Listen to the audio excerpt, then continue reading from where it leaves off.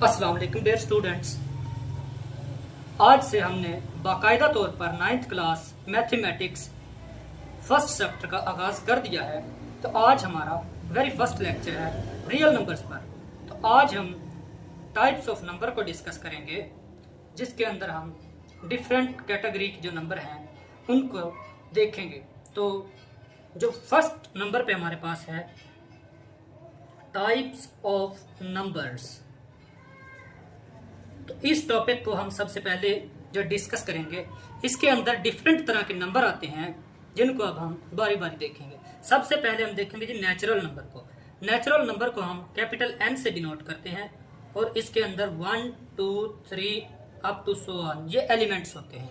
इसके बाद नंबर 2 पर हमारे पास होल नंबर आते हैं।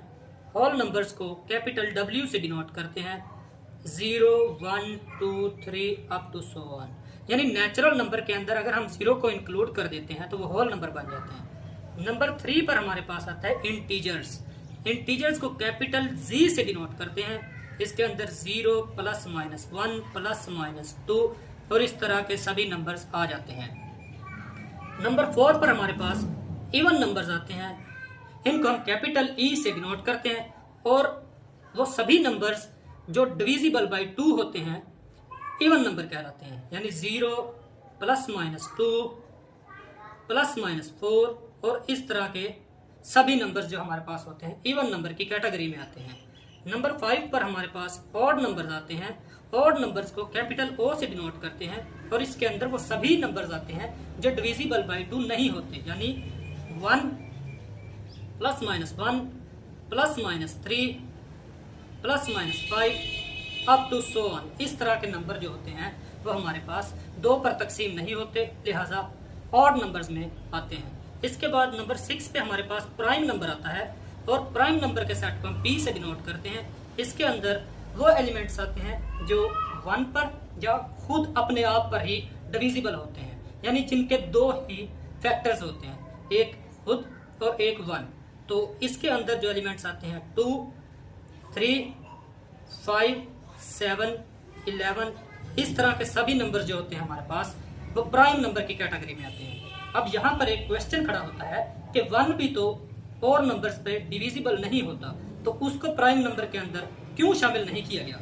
तो इसका आंसर ये है कि प्राइम नंबर वो नंबर होते हैं जिनको हम 2 फैक्टर्स के साथ लिखते हैं। तो 1 तो सिर्फ महज एक नंबर है, इसका कोई दूसरा फैक्टर नहीं है, इसलिए हम इसको प्राइम नंबर की कैटेगरी में नहीं लिख सकते।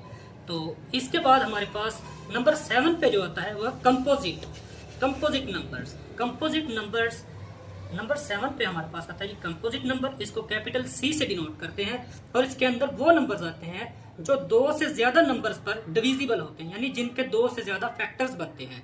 मतलब देखें 4, 8, 12 अप टू सो ऑन इस तरह के जो नंबर होते हैं वो कंपोजिट नंबर होते हैं। अब देखिए 4 है, ये 1 से डिविजिबल है, 2 से डिविजिबल है, इटसेल्फ 4 से डिविजिबल है, तो ये बाकी सभी नंबर्स भी 2 से ज्यादा नंबर पर डिविजिबल हैं, इसलिए इनको कंपोजिट नंबर की कैटेगरी में लिखा जाता है। तो इसके बाद हमारे पास आता है rational number. Number 8 rational number को हम कैपिटल Q से डिनोट करते हैं और इसके अंदर वो तमाम एलिमेंट्स आते हैं जो P/Q की फॉर्म में लिखे जाते हैं। मतलब x such that x belonging to P/Q where ये जो PQ है हमारे पास belonging to integers और ये जो Q है ये नॉट इक्वल टू 0 होना चाहिए। यानी कोई भी ऐसा नंबर जो P/Q की फॉर्म में लिखा जाए उसको रैशनल नंबर कहते हैं। और ये जो नीचे वाला है Q ये 0 नहीं होना चाहिए।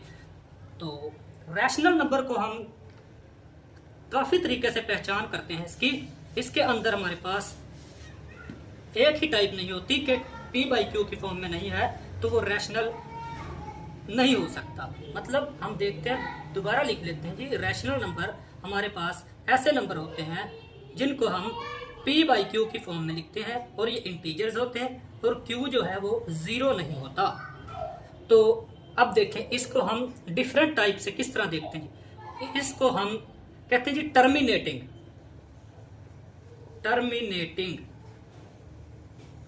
यानी जो नंबर टर्मिनेट कर जाता है यानी रुक जाता है उसको हम रैशनल नंबर की कैटेगरी में लाते हैं। फॉर एग्जाम्पल डेट इज, अब देखते हैं कि 0.75, अब देखें ये नंबर पॉइंट के बाद रुक गया है, इसके बाद यानी नंबर्स जो डेसिमल के बाद नंबर्स आए उनको काउंट किया जा सकता है, तो इसको हम टर्मिनेटिंग रैशनल नंबर कहेंगे। इसके बाद आ जाता है जी रैकरिंग, RECR,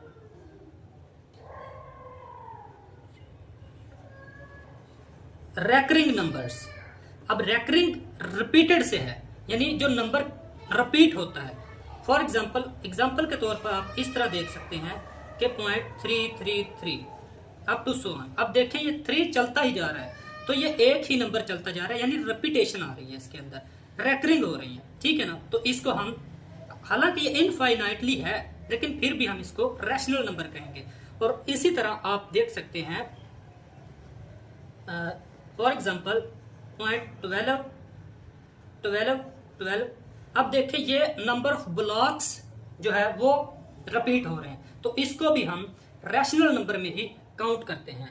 और इसके बाद अगर कोई स्क्वायर रूट के अंदर नंबर आ जाए जो कि कंप्लीट स्क्वायर हो, उसको भी हम रैशनल नंबर ही कंसीडर करते हैं, वो रैशनल नंबर होते हैं। तो इसके बाद हमारी नेक्स्ट जो कैटेगरी आती है वो आती है इर्रेशनल नंबर। इर्रेशनल नंबर को हम बार बार क्यू प्राइम से डिनोट करते हैं, और इसके अंदर वो सभी एलिमेंट्स आते हैं जिनको हम P/Q की फॉर्म में नहीं लिख सकते, की फॉर्म में नहीं लिख सकते। अब इसकी भी काफी कैटेगरी हैं, मतलब कि देखें कैसे। ये होता है कि नॉन टर्मिनेटिंग,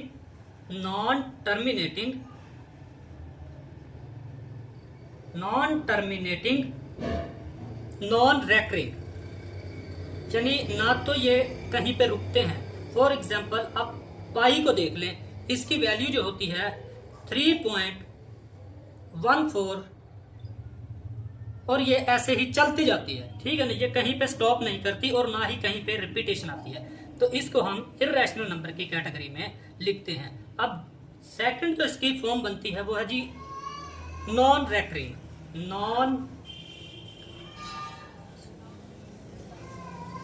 रैकरिंग, मतलब कि ये रुकते नहीं हैं, रिपीट नहीं करते खुद को, इसका कोई यानी कि जो है ना सीक्वेंस नहीं होता, कोई स्ट्रक्चर नहीं बनता, जैसे 0.1 2 3 5 7 9, और ये इसी तरह मतलब कि चलते जाते हैं। तो इस तरह के जो नंबर होते हैं हमारे पास वो इर्रेशनल नंबर होते हैं।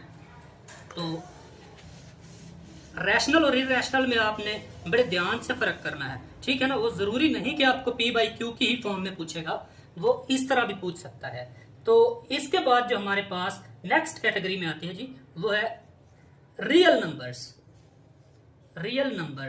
यानी जो हमारा चैप्टर का नेम भी है रियल नंबर्स। अब देखिए रियल नंबर क्या होता है, इनको हम कैपिटल R से डिनोट करते हैं। इसके अंदर रैशनल यूनियन इर्रेशनल, यानी रैशनल और इर्रेशनल को जब हम इकट्ठा कर देते हैं तो वो जो सेट बनता है वो हमारा रियल नंबर्स का सेट बनता है। इसके अंदर रैशनल भी आते हैं, जिस तरह ये इर्रेशनल नंबर है ये भी R से बिलोंग करता है। एंड अब देखें ये 2 जो है ये रैशनल नंबर है, और ये हमारे पास ये भी R में आता है, यानी कोई भी नंबर हो, चाहे रैशनल हो, इर्रेशनल हो या रैशनल हो, वो हमारे पास रियल नंबर होता है। इसके बाद हमारी लास्ट कैटेगरी आती है जी जो कि कॉम्प्लेक्स है, COM, कॉम्प्लेक्स नंबर्स।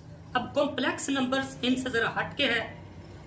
पहले तो आप ये देखें कि हर एक रियल नंबर, यानी कोई भी हम नंबर लिखते हैं वो कॉम्प्लेक्स नंबर होता है। उसके बाद कॉम्प्लेक्स नंबर है क्या? कॉम्प्लेक्स नंबर ऐसे नंबर्स होते हैं जिनको हम a+i/b की फॉर्म में लिख सकते हैं। ये जो आयोटा हमारे पास नंबर है इसको इमेजिनरी पार्ट कहते हैं, ये इमेजिनरी नंबर है, ठीक है ना। और ये जो a और b है हमारे पास ये रियल नंबर होते हैं।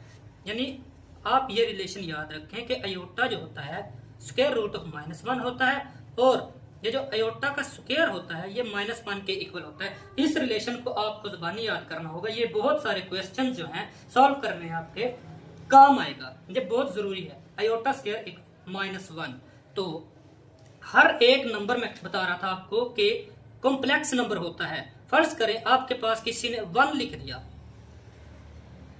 तो इसको भी हम जीरो आयोटा के साथ लिख सकते हैं, जो कि कॉम्प्लेक्स नंबर से बिलोंग कर गया, यानी हर एक नंबर कॉम्प्लेक्स नंबर होता है।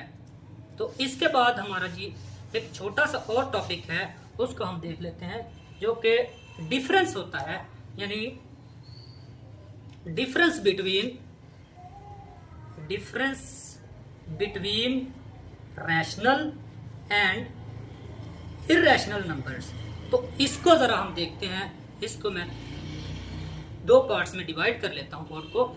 यहां पर हम रैशनल नंबर्स को देखेंगे, यहां पर हम इर्रेशनल नंबर्स को देखेंगे। सबसे पहले तो जो रैशनल नंबर होते हैं वे p/q की फॉर्म में लिखे जाते हैं और q नॉट इक्वल 0 होता है, और ये जो इर्रेशनल नंबर होते हैं ये p/q की फॉर्म में नहीं लिखे जा सकते। इसके बाद आता है जी सेकंड पॉइंट, वो होता है टर्मिनेट करना, टर्मिनेटिंग। ये जो नंबर रैशनल नंबर हमारे पास होते हैं ये टर्मिनेट करते हैं, यानी रुक जाते हैं पॉइंट के बाद, किसी खास नंबर स्पेसिफिक नंबर्स पर ये रुकता है, ये टर्मिनेट करता है, तो इसको हम रैशनल नंबर कहते हैं। लेकिन ये जो हमारे पास इर्रेशनल नंबर होते हैं ये नॉन टर्मिनेट होते हैं, ये टर्मिनेट नहीं करते। इसके बाद ये हमारे पास थर्ड नंबर पे रैकरिंग, ये रैकरिंग यानी ये रिपीट होते हैं, ये नंबर्स खुद को रिपीट करते हैं, या नंबर ऑफ ब्लॉक रिपीट होता है, तो उसको हम रैशनल नंबर कहते हैं। लेकिन यहाँ पर जो नॉन रैकरिंग होते हैं, ये नंबर नॉन रैकरिंग होते हैं, ये रैकरिंग नहीं होते, यानी ये रुकते नहीं, मुसलसल जारी ही रहते हैं। और इसके बाद लास्ट नंबर पे हम इसका डिफरेंस यूं देख लेते हैं कि जो कंप्लीट स्क्वायर वाले नंबर होते हैं, यानी 36 स्क्वायर रूट, तो ये 6 आ जाता है, ये बिलोंग करता है जी क्यू से। कोई भी परफेक्ट स्क्वायर अगर स्क्वायर रूट के अंदर आ गया तो उसका हम रैशनल नंबर कहेंगे। लेकिन अगर कोई भी परफेक्ट स्क्वायर ना हो, यानी कोई भी आप प्राइम नंबर भी कह सकते हैं, जिस तरह 5 स्क्वायर रूट, अब ये रैशनल नंबर नहीं है, ये इर्रेशनल नंबर है। अब 8 ये इर्रेशनल नंबर है, मतलब कि अगर स्क्वायर रूट के अंदर कंप्लीट स्क्वायर आएगा तो ही हम उसको कहेंगे कि ये हमारे पास जो है वो रैशनल नंबर है, अदरवाइज वो इर्रेशनल की कैटेगरी में चला जाएगा। तो इसकी मैं आपको एक डायग्राम बना देता हूँ। रियल नंबर्स हमारा चैप्टर है, तो इसको हम समराइज इस तरह से करते हैं, रियल नंबर्स। तो ये डायग्राम जो है आपने बहुत अच्छे तरीके से याद करनी है, ठीक है ना। तो मैंने आपको बताया कि ये यूनियन होती है रैशनल और इर्रेशनल नंबर्स की। तो रैशनल मैं आपको बता रहा था कि ये टर्मिनेट करते हैं, लेकिन ये टर्मिनेट नहीं करते। यहाँ पर सेकंड नंबर पे हमने डिस्कस किया कि ये रैकरिंग होते हैं, यानी ये खुद को रिपीट करते हैं या नंबर ऑफ ब्लॉक्स को रिपीट करते हैं, लेकिन इर्रेशनल में रैकरिंग नहीं होती। इसके बाद हमने कहा कि इसको p/q यानी फ्रैक्शन की फॉर्म में लिखा जा सकता है, यानी फ्रैक्शन की फॉर्म में लिखते हैं, लेकिन यहाँ पर फ्रैक्शन फॉर्म नहीं लिखी जा सकती।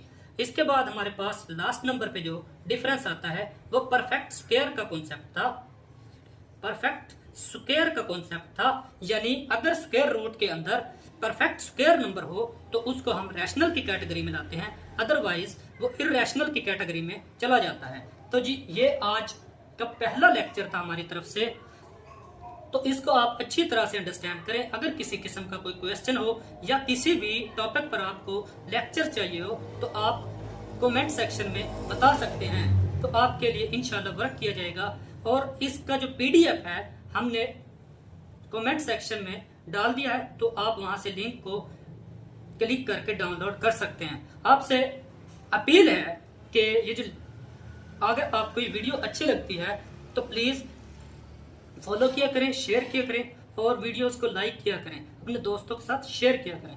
बहुत शुक्रिया, अल्लाह हाफिज। तो इसी तरह मिलते हैं जी नेक्स्ट लेक्चर में इंशाल्लाह। शुक्रिया सर।